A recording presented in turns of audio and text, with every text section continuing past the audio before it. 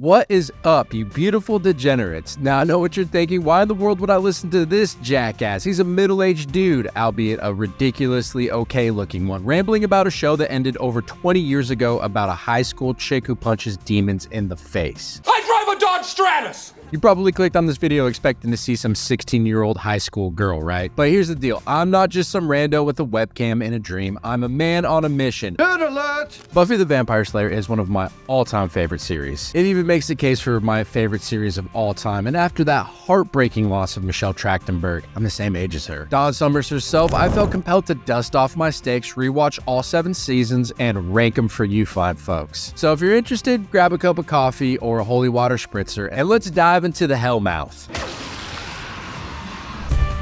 You suck, you jackass!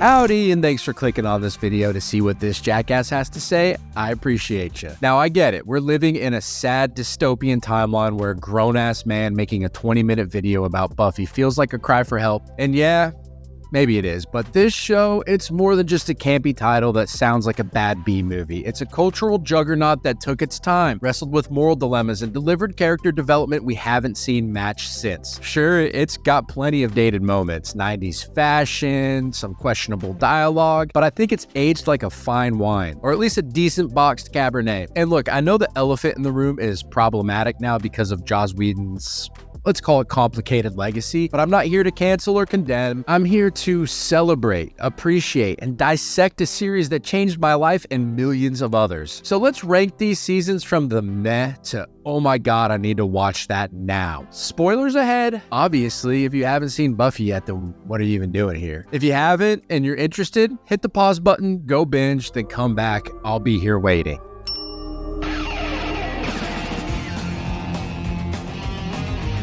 Before we jump in, quick plug, if you enjoy this gloriously nerdy deep dive, smash that like button, share it with your Scooby gang, and subscribe if you can stomach my punchable face. I'm here to build a community, spark some debates, and have a damn good time while I do it. So, without further ado, let's get to it. For the uninitiated, Buffy the Vampire Slayer follows Buffy Summers, a teenage girl chosen by fate to slay vampires, demons, and the occasional robot. It's a show that blends horror, comedy, drama, and teen angst into a cocktail so addictive it should come with a warning label. Across 7 seasons, we got 144 episodes of heartbreak, heroism, and some truly questionable romantic decisions, but not all seasons are created equal. Here's my definitive ranking. Feel free to yell at me in the comments. I'm ready for it. And trust me, some of these rankings may be a little controversial. Number 7, Season 4. Starting at the bottom, we've got Season 4. Look, I know some of you diehards are already typing, you're wrong, you're an idiot, and that's fine, I respect your passion, but hear me out. Season 4 is the awkward middle child of Buffy. Buffy's in college, the gang's figuring out adulthood, and we're introduced to the Initiative, a secret military outfit hunting demons. On paper, it seems like a cool concept, except it's executed like a bad X-Files knockoff. And then there's Riley Finn, one of the, how should we say, most controversial characters ever? Not because he's edgy, because he's so bleh. Riley was Buffy's new boyfriend after Angel, who's about as exciting as unbuttered toast. Here's a fun fact. Mark Blucas, who plays Riley, was a college basketball star before acting. Unfortunately, he wasn't able to dunk some personality into this role. And the season's big bad, Adam, a Frankenstein meets Cyberman monstrosity, is a snooze. Seriously, the least threatening of all the bads in this entire series. That said, it's not all bad. We get Hush, one of the best episodes ever. A near silent masterpiece with the gentleman that still gives me chills. And Spike's transition from villain to reluctant ally starts here, which I think is gold. And also the episode where Oz leaves will just rip your heart out. Still, the season feels like it was finding its footing after the high school years, and it stumbles more than it slays. Sorry, Season 4, you are grounded. Number 6, Season 1. Next up, Season 1. This is where it all began, back in 1997, a 12-episode starter pack that screams low-budget pilot vibes. Buffy rolls into Sunnydale, meets Giles, Willow, and Xander, and takes on the Master, a vampire so old he looks like Nosferatu's distant cousin. It's really rough around the edges. The special effects are oof. But What it does have is a lot of heart. Here's a fun fact. The show was a mid-season replacement for the WB, meaning it was a gamble that paid off big time. Sarah Michelle Gellar just owns it from day one, and the Scooby dynamic clicks really fast. Standout episodes like Angel and Prophecy Girl hit at the greatness to come, but it's short, campy, and feels like a warm-up. I love it for what it started, not what it is. Nostalgia carries it, but it's not rewatching gold, I don't think. Still, without season 1, we wouldn't have the rest, so props for that. Number 5, Season 7. Sliding into 5th, we've got Season 7, the grand finale. After Michelle Trachtenberg's tragic passing, I rewatched her Dawn scenes, and man, she brought so much to this season. It's got ambition, the first evil, an incorporeal big bad, tries to end the Slayer line by unleashing an army of uber vamps. Buffy trains an army of potential Slayers, and it's all building to an epic showdown. Sounds awesome, right? And I think it kind of is. The final shot of Sunnydale collapsing and Buffy smiling, it's awesome. I think that was one of the best ways to end this show. But all that to say, it's very messy. The potentials are a mixed bag, some are forgettable, and the pacing drags. Spike's redemption arc peaks here, which is fantastic. James Marsters actually nearly quit because of how brutal filming got in that cave scene. And the episode chosen, the finale, it really sticks the landing emotionally, but it's not as tight as earlier seasons, and the first evil feels underwhelming compared to past villains. It's a victory lap that trips a bit, but I'll never skip it. Number 4, Season 2.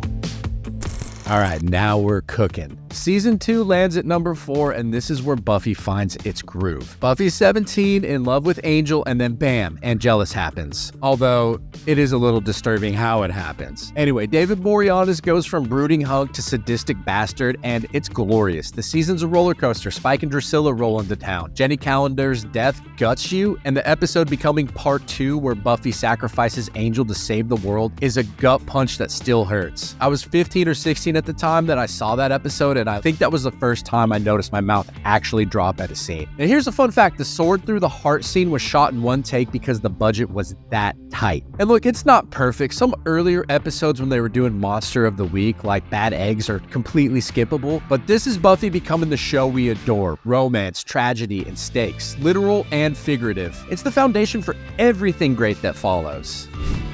Number 3, Season 3. Top 3 time. Season 3 is a banger. Buffy's a senior, the gang's tighter than ever, and we get Faith. Oh, Faith. Eliza Dushku's rogue slayer who's all attitude and leather. Then there's the mayor, a villain so charming you almost root for him until he turns into a giant snake. This season's got The Wish, Doppelgangland, and Graduation Day, where Sunnydale High blows up in spectacular fashion. And did you know the explosion was real? They demolished a set piece because CGI just wasn't there yet. Case in point, the mayor turned it into the snake. This season is peak high school Buffy, funny, heartfelt, and badass. Angel's exit stings, but it sets up his spin-off perfectly. Season 3's a near-perfect balance of everything the show does best. This almost made the top 2, but not quite. Number 2, Season 6. Oh boy, this one's divisive, and I'm sure I'm going to hear about it, but I just love this season. Let me know what you guys think about Season 6, because I feel like over time, this season has become more beloved. At the time, I know it was a little too dark for most people, but anyway, Buffy's yanked out of heaven by her friends, and it's dark. This season is real dark. She's depressed, hooking up with Spike in a toxic spiral, and the trio 3 nerds turned villains are somehow both hilarious and horrifying. Then Willow goes full Dark Phoenix after Tara's death, and Allison Hannigan honestly delivers an Emmy-worthy meltdown. Here's a fun fact, Once More with Feeling, the musical episode, was written entirely by Whedon. He even played it for the cast on a piano to pitch it. Season 6 is raw, messy, and unflinching. Some hate the gloom, but I say it's Buffy at its boldest, tackling addiction, grief, and redemption head on. It's not easy viewing, but it's unforgettable. This was the first season where you actually saw everyone really struggle, and I love the fact that Xander actually ends up being the hero in this story. This one's real close to number 1, but not quite. Number 1, Season 5.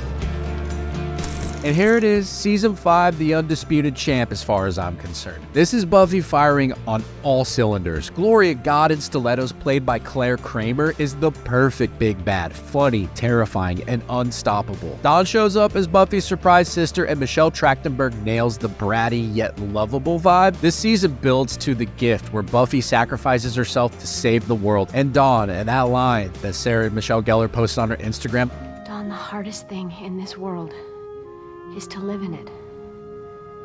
hits like a damn freight train. Here's a fun fact, they filmed her death scene at 3 a.m. to hide it from paparazzi. Season 5 is tight, emotional, and every character shines. Giles killing Ben, Spike breaking down, Willow and Tara's love. It's Buffy at its peak, blending humor, horror, and heart into a damn masterpiece. Come on and fight me in the comments. I dare you to even try. So there you have it, my ranking for all seasons of Buffy the Vampire Slayer. From the shaky start of Season 1 to the triumphant Season 5, this show's a roller coaster I'll never stop riding. Michelle Trachtenberg's passing reminded me why I love it. It's not just about slaying vamps, it's about family, resilience, and finding light in the dark. So I'm curious, how would you rank these seasons? Tell me I'm a genius, call me an idiot, or just share your favorite episode. I'm here for it all. And also feel free to make fun of a 40-year-old man talking about a high school show about a girl who slays vampires.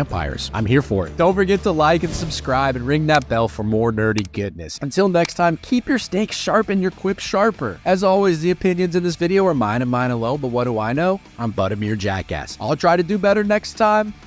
Catch you later, friends.